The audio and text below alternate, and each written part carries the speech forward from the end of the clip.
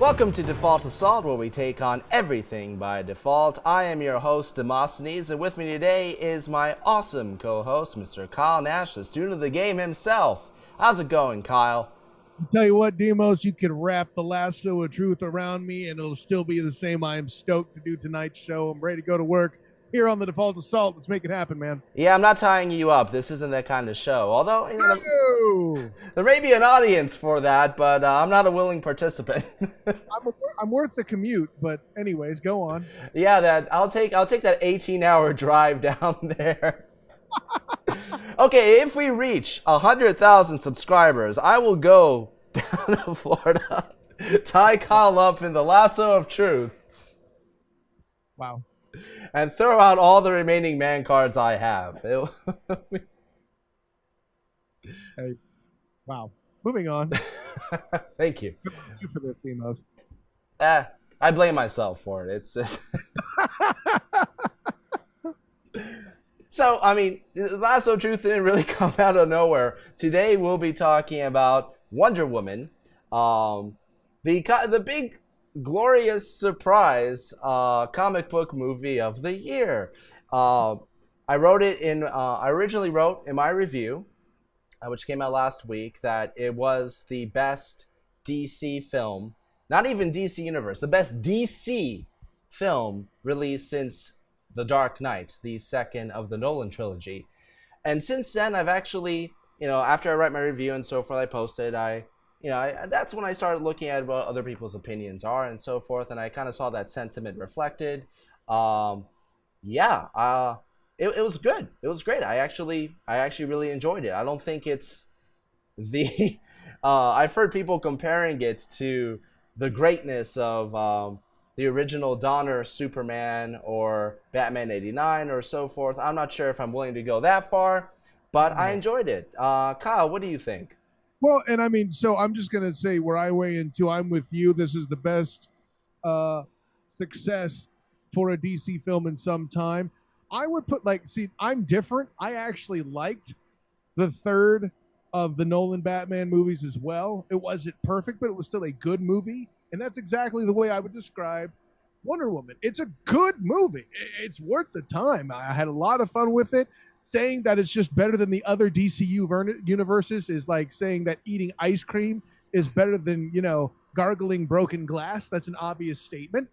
But I found it to be a good movie. And I think, really, in my mind, the way you have to actually begin to compare where it's at as far as quality is to start comparing it to Marvel movies. Like, I would put it ahead of some of these sequels that didn't quite fly. Your Iron Man 2s, your Thor 2s, possibly put it ahead of Ant-Man. But when you have some of the single Marvel movies, like there's no way this movie, for example, holds a candle to, let's say, either the Guardians of the Galaxy movie or anything like that that's known as a better performed movie in the Marvel universe. I'm still kind of stuck on Gargling Broken Glass. Is that the spiritual sequel to Walking on Broken Glass? Is there a song? That is the darkened remix of when they get drunk and celebrate afterwards, and they slip and fall and swallow some of the glass by accident. What? No. Anyways. Hey, on that note, I'll have a beer. And God, I can't. What do you?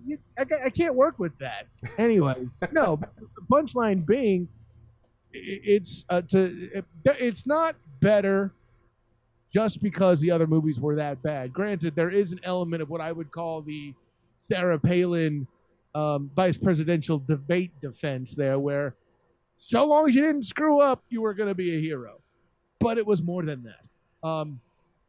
It was a movie that I felt did the job nicely. Without going into spoilers, there was a lot of things that were done creatively. And I thought overall it was a good movie. It didn't end as strong as maybe some people would like, but I think it's because at the end it had to try to tie back into one of the bad movies, so that could be the problem there. Well, we'll get into spoilers for the latter half of the review, but I will say one thing that I really did enjoy about this, and I don't know if it was intended, but out of all the DC films, this, with the exception of the bookends, it was very much a standalone film. So if the rest of the DCU films end up sucking, and this ends up being the one lone gem, it can stand on its own. And even the bookends are only tangentially connected to the rest. If the I don't know if you meant to form that new word accidentally, but I like how it's like it's gently put in as a tangent. It's tangentially. I like that. if You're it's not welcome. a real word, hell, Shakespeare created like 1,600 words. That's right. It is now. My name is Demosthenes. I think I have the freedom to create my own words. At any rate, get your own Globe Theater. Just don't step on any of the broken glass during the construction. And then fall over and start gargling them. going, going back to your connection there. Gosh. I mean, my overall thoughts. Well, let's hit some of the stuff that we did like right off the bat. One of the things I did enjoy was, and I've mentioned this in a video before when I just based on the trailer, there was color. Exactly.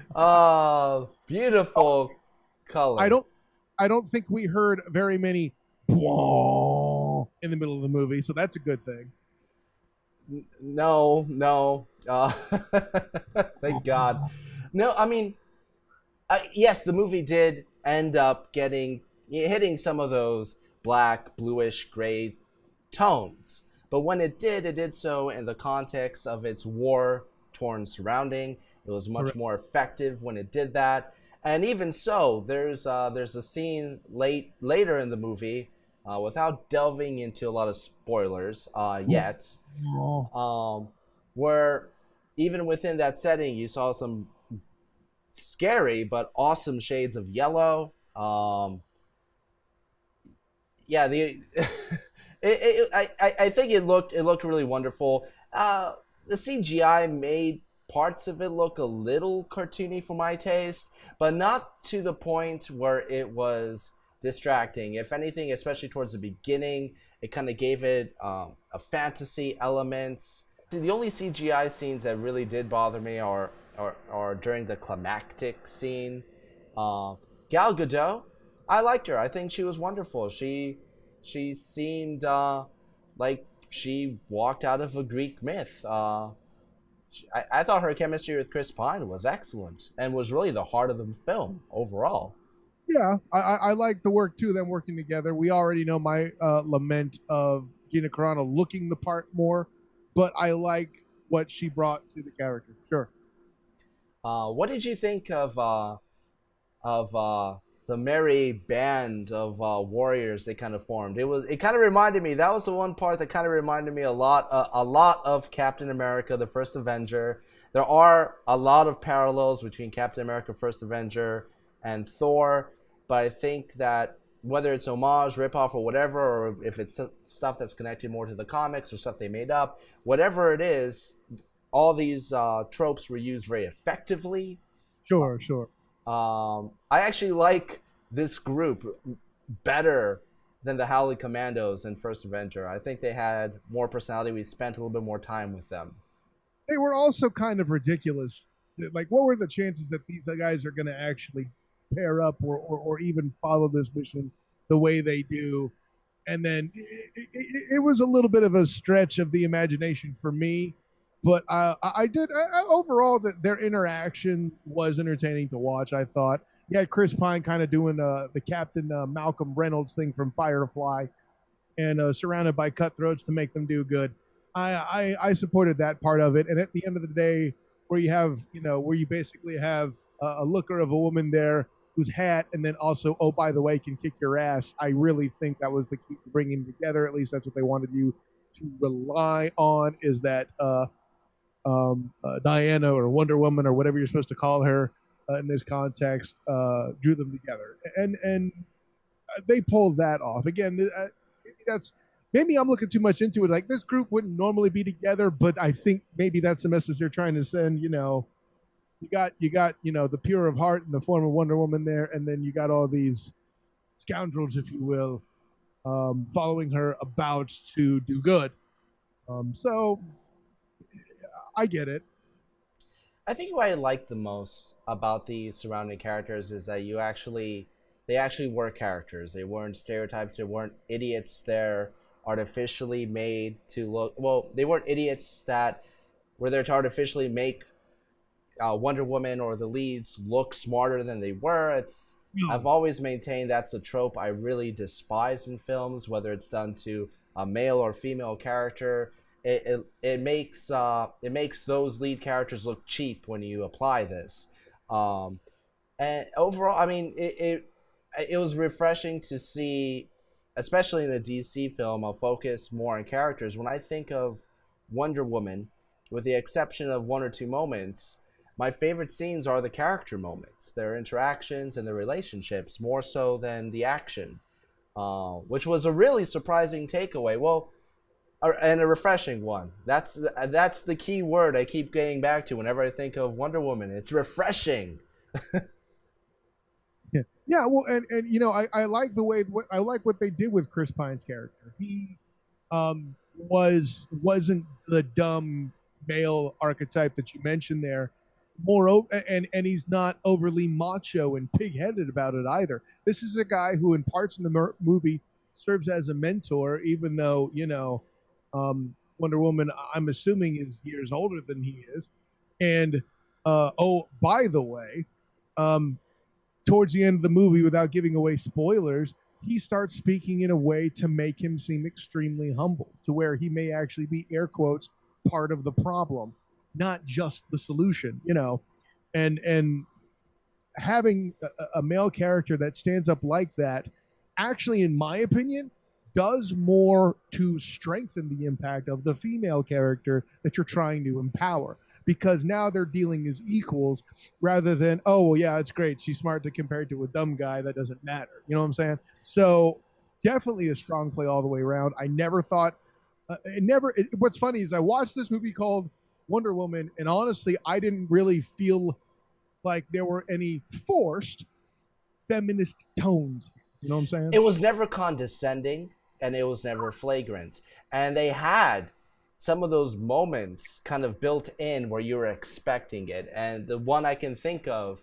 is when they're talking about no man's land. And Chris Pine's like, no man can cross it. I was half expecting a scene from Return of the King where Wonder Woman's like, I'm no man, and and do that. You didn't have to do that, and the subtlety of it was gave the scene an empowering sense to it, rather than, oh god, you don't want to precede this big badass moment with a groaner line like that alienates a lot of the audience, not just men but also women.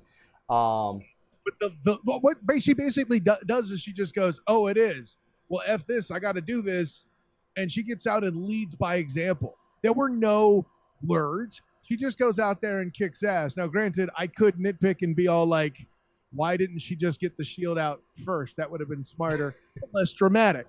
At the end of the day, made for a good scene there when they liberate the village. Definitely enjoyed that. Very much so.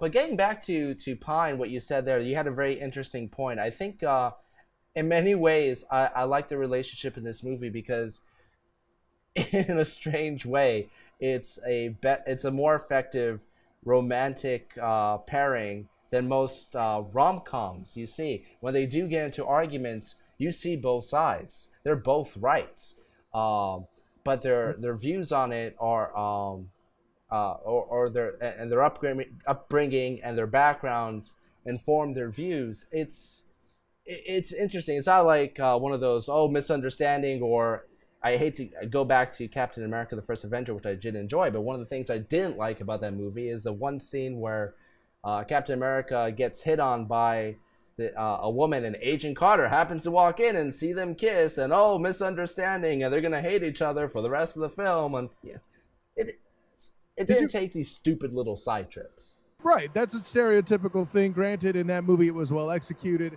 And I think there's an element of camp that's trying to take place. because it's catering to older sensibilities, because it's a World War II film. Like, it's pre 1950s in that time frame. So, okay, I see what you're doing there. However, yeah, in the case, well, this is what I want to get to. Pop quiz, Demos. Uh-oh. Chris Pine does better acting as the good captain here in this movie than he ever did as Captain Kirk. I don't think that's a fault of Pine. I think that's a fault of the screenwriters, because Pine, It's still the truth. yeah, Pine has charisma. He has a screen presence, and I enjoy him. Up until now, if you're looking at, not dramatic roles, right? If you're looking at more escapist roles, funny enough, I thought his best performance was in Into the Woods, which he was absolutely perfect in. But as Captain Kirk, or God, as Jack Ryan, he's all wrong. Yeah. I have a pop quiz for you. Do you feel that the fish out of water scenes were more effective here or in Thor? I'm going to need you to define effective. Well, which did you prefer? I mean, Thor. The first Thor has a very similar fish out of water element, where a Norse god instead of a Greek god essentially comes to Earth and experiences sights and sounds and so forth, which he's never seen before, and it for comedic effect. Very similar to Wonder Woman. Which of the two approaches did you feel was more effective to your taste? I feel like they were trying to accomplish two different goals. Granted, Thors were funnier, but they only had comedy to work with, whereas I feel like the ones in Wonder Woman were there to kind of not only move the plot but establish, the character herself as being somebody that, when in Rome may work in certain aspects of subterfuge, but there's certain lines she's just not going to cross. Like, look, I know I'm trying to fit in, but I am not wearing this frilly bullshit. You know what I'm saying? So I think they were both effective, but Thor to me was entirely based on comedy. That's fine. It's an interesting perspective. But before we delve, I really want to get to spoilers, because that's the one unfortunate thing when I write my movie reviews. I don't like. I'm not a big fan of going back and writing spoiler reviews, but I always feel like I give about a quarter of my opinion, because I respect the reader, and I don't want to give too much away. I sometimes throw in a couple of little subtleties that if you see the movie and you go back and you read it again, you're like, oh, that's what he meant here or there. But where can I find one of these reviews? On hilaritybydefault.com. Thank you. By default. Anyway, so this for me, this show really gives me an extra outlet to share some of my other opinions on it. But before we get into spoilers, is there anything else you want to share about Wonder Woman? Something else that's spoiler free. This is a point that's kind of outside of the scope of the movie itself, but one thing I wanted to touch on is just how well done, in my opinion, anything with the lasso of truth was. To be honest, as weapons go, outside perhaps of an invisible airplane, which at the end of the day is still a goddamn airplane, the lasso of truth to me was one of the cheesier weapons in comic lore. Oh, sure, it had a lore behind it, and it was unique and all this other stuff, but I always thought it was kind of dumb. Look, folks, after what I saw in here, this is what you do when you have something called the lasso of truth. Sure, it was used as an interrogation device as well, but it was also used throughout the thing as the presentation as a weapon, and it was done very awesomely so. And as I came out of the movie, I was talking with my wife about it. I'm like, and she knew what the game was but couldn't appreciate it, but she was the audience I had at the time. But I'm going to say it to Demos and you guys, because some of you will get this. When I saw the lasso of truth at work, donned by a figure with long hair, I went to a different thing entirely. Castlevania? Damn straight, son. Okay, we now have the mechanics to make a proper live-action Castlevania movie. And with the way everything's set up and done, we're in desperate need of a retro vampire work where The vampires don't effing sparkle, for God's sake. And we're in a place where we're on kind of the tail end of the zombie and monster stuff. We're in the desperate need of a refitting of the vampire genre to get back to where it should be, pre-emo bullshit, and bring in a Trevor or Simon Belmont character using that tech to make a whip, a credible mystical magical weapon. Get the hell on it, movie industry. I'm just saying. Now, if memory serves, Netflix is either debuting or has debuted. I haven't followed up on it. A Castlevania series. It's an anime. Yeah. I talk action. So if that gains a following, it may not be far behind. And God knows we need one good video game adaptation. I think Castlevania has a simple enough story that you can do it. Hey, I would have thought Alien Robots would have made an amazing movie, but they still screwed up Transformers, didn't they? Yeah, but Transformers wasn't originally a video game. Yeah, I'm just... You're talking about interesting plots still flopping. Don't hit me on technicalities here. That's the plot of our show, man. By default? Exactly. So, before we get into spoilers, go see the movie. It's enjoyable. If some of the bad press that's surrounded it because of some of the women-only screenings and all that kind of stuff bothers you, don't be dumb. Yeah. Okay? The movie itself earns its good reputation. It's not condescending. If anything I can say is if there is a perfect example of a film having a positive social message, but presenting it in a good, non-condescending manner, this is it. This is how you do it. And I hope that future films follow suit. Fair enough. So without any ado. All right, class. Spoilers, bitches. Spoilers. So we're in spoilers for the 5 of you that haven't seen the movie already. Kyle, tell me some of your biggest gripes with the film. You know, other than certain little things within some of the fight scenes themselves, this isn't necessarily a spoiler, but I already cited, like, when she comes out of no man's land, she's like, oh, with the wrist protection. First, I'm like, you should have taken the shield out right away, because what really should have happened is the soldiers would have started firing at your legs far sooner, and you would have needed to do that badass shield blocking thing sooner. And the whole thing where she knocks away the mortar was kind of ridiculous, but I get it because movie magic. You know, the spoiler alert in question here is, first of all, there's 2 major things, right? The villain and the origin story itself. As somebody who wasn't overtly familiar or overwhelmingly familiar with the Wonder Woman origin story, what I understand is they kind of took the 2 stories and merged them together. I thought it was kind of cheesy that they essentially made her a demigod. Personally, I thought they kind of cheated it because, like, oh, look, it's Hercules as a chick. You saw how those damn Hercules movies went out, even with the presence of presidential candidate Dwayne "The Rock" Johnson. That's a joke. But yeah, so they made her a female Hercules from that standpoint when they give away the big reveal of her being the god killer, not a sword. Granted, the way that reveal was executed in and of itself, whether you saw it coming or not, I thoroughly enjoyed. The other thing was the actor who was playing Ares. No, I get that they did it for a surprise factor, but that definitely took away from it. Now, which one are you talking about? David Thewlis, the actual Ares, or the Lupin? If you haven't recognized him, Lupin from the Harry Potter films. Correct. Yeah, I forgot his name, but yes, he was one of the Defense Against the Dark Arts teachers. I knew that. My favorite, actually, of Ares. Talk about a twist of fate there. But no, he's a fine actor. I got no problem with him.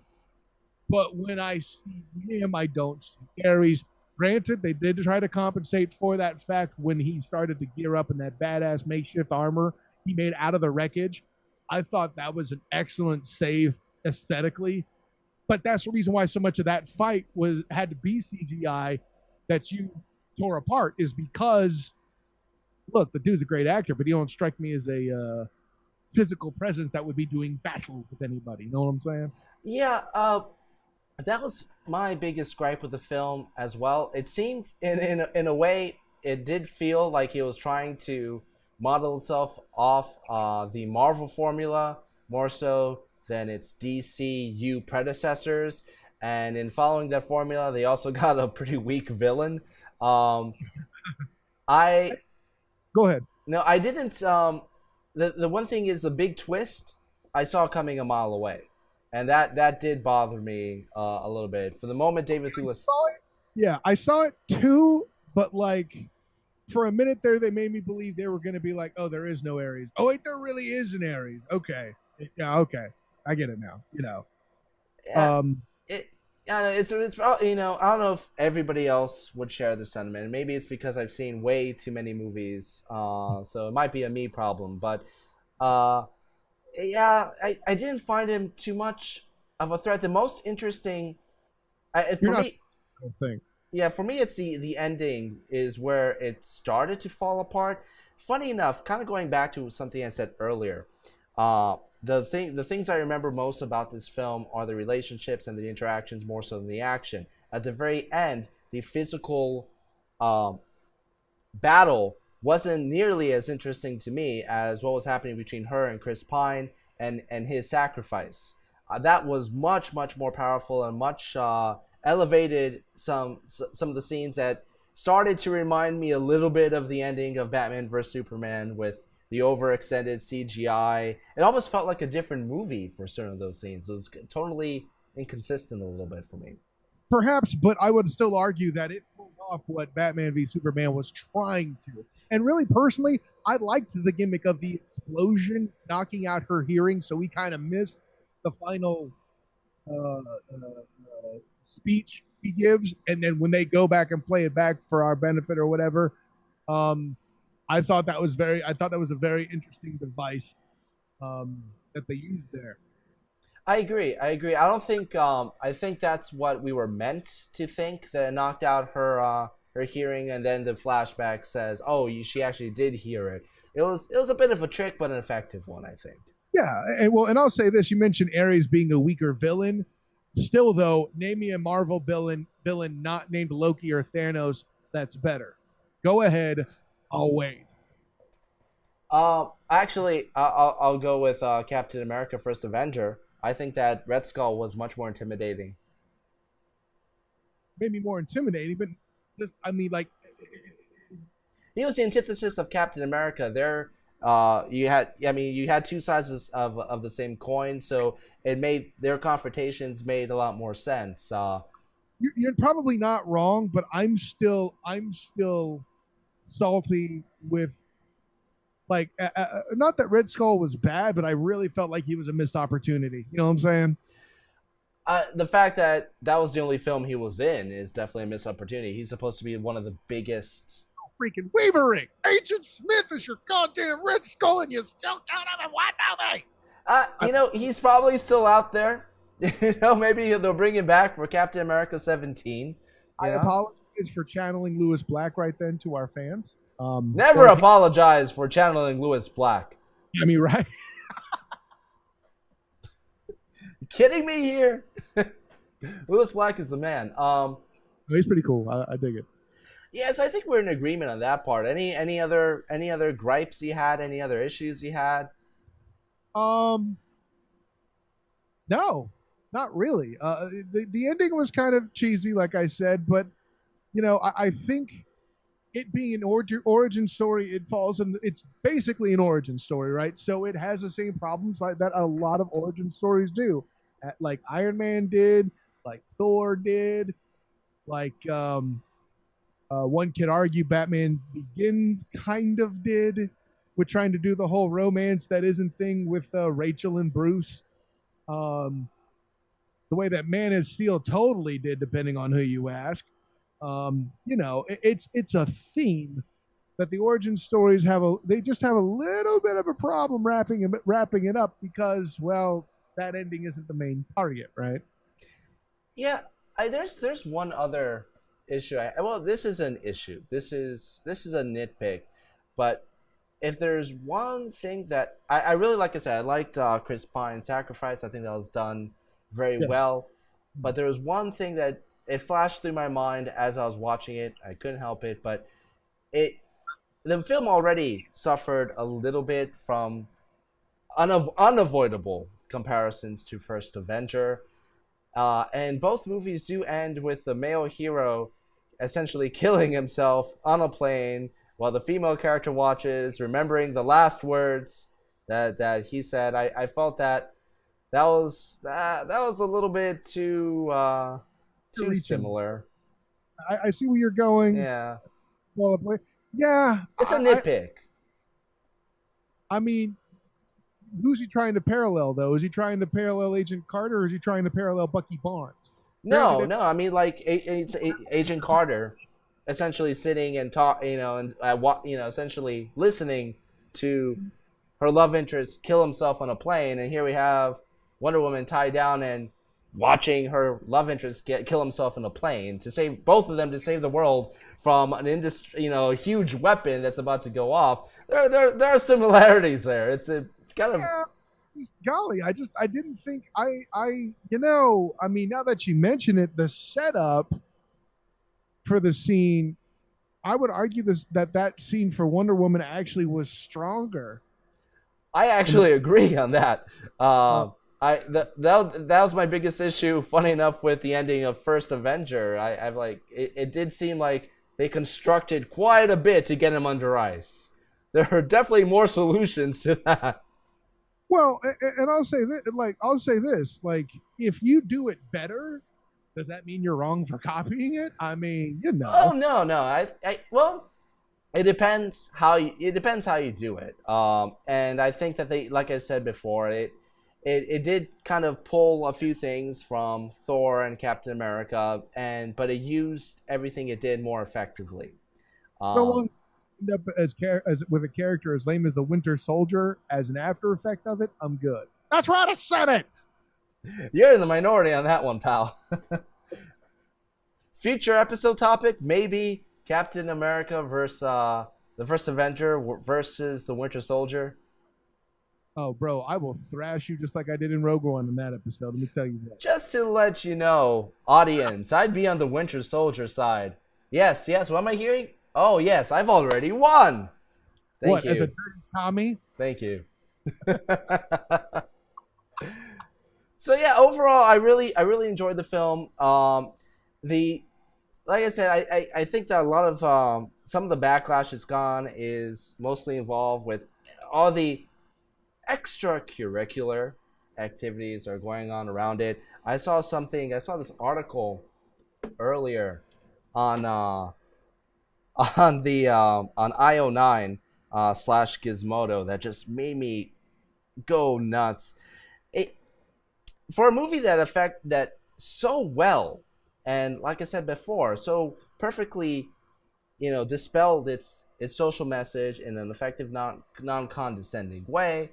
I'm seeing article left and right. Oh, she wasn't feminist enough. Oh, she wasn't American enough, if you want to go by the Fox News BS.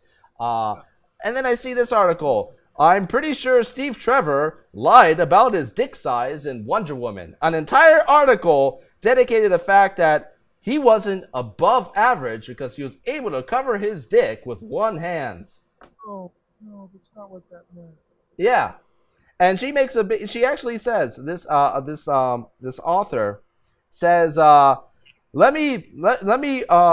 quote this. Let me also be clear that I don't care about his dick size. It's the lying that gets to me. The fact that he lied about being above give me a goddamn break.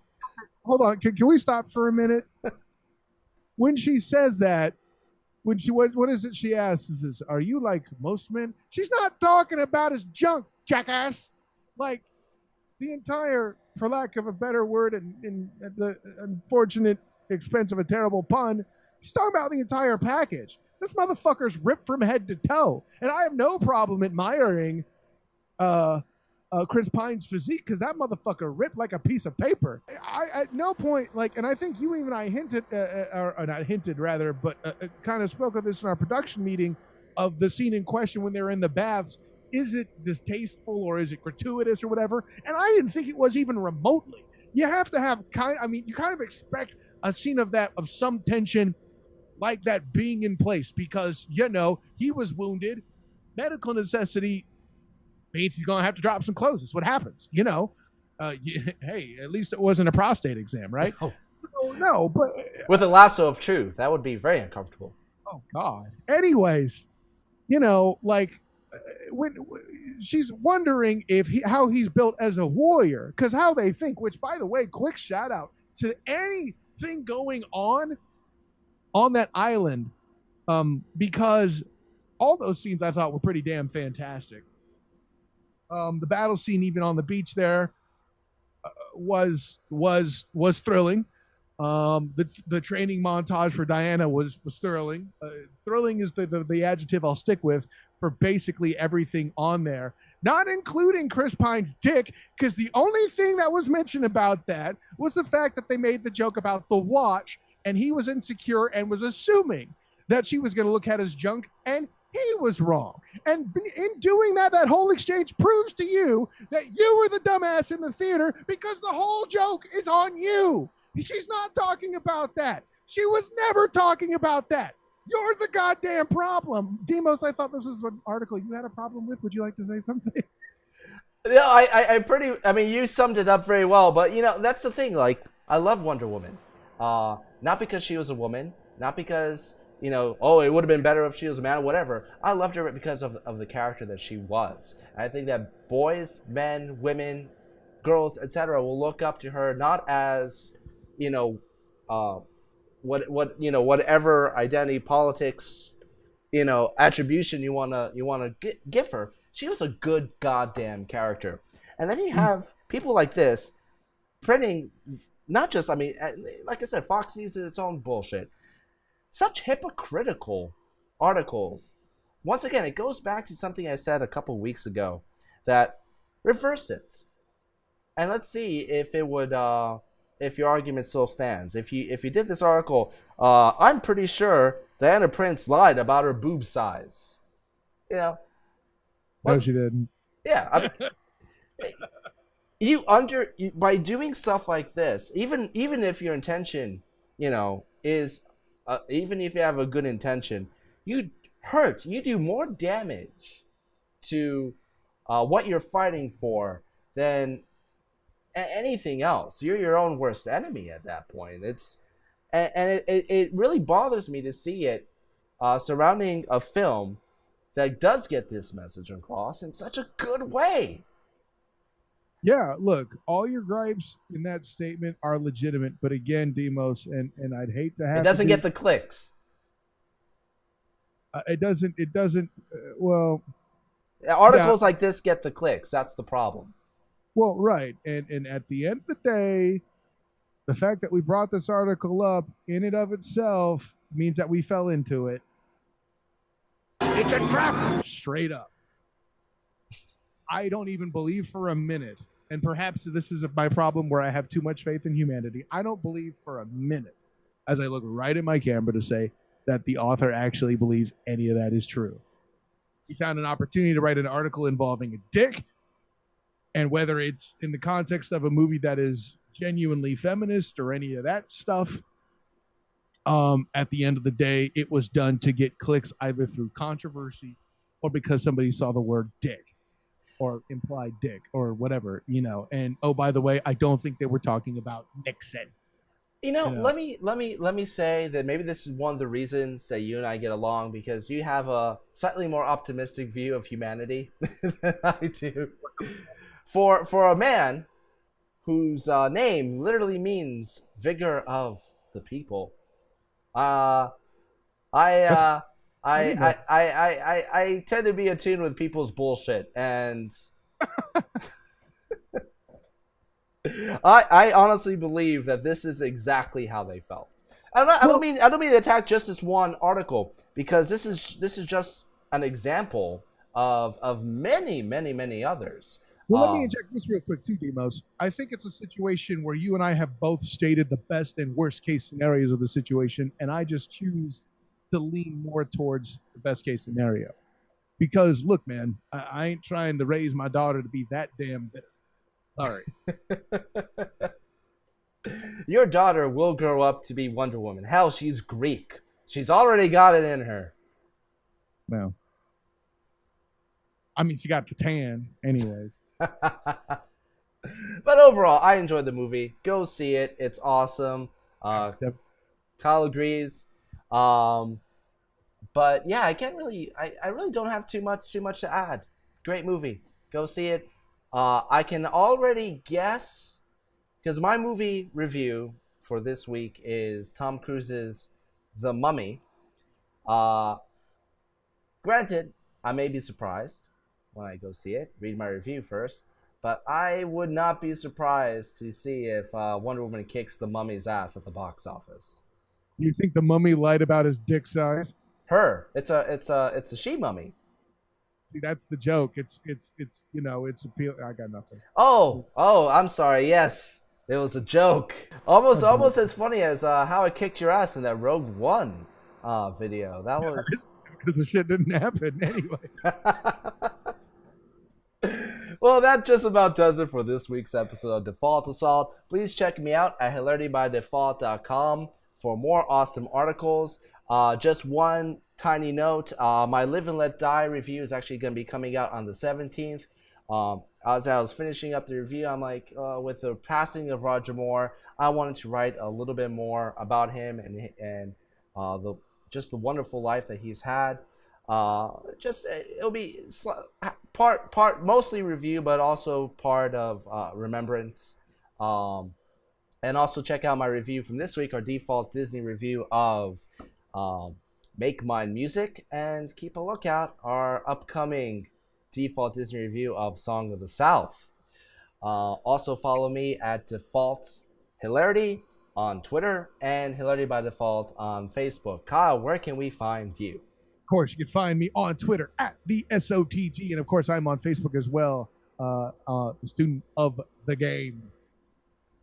Well, with that said, we'll see you next time by default.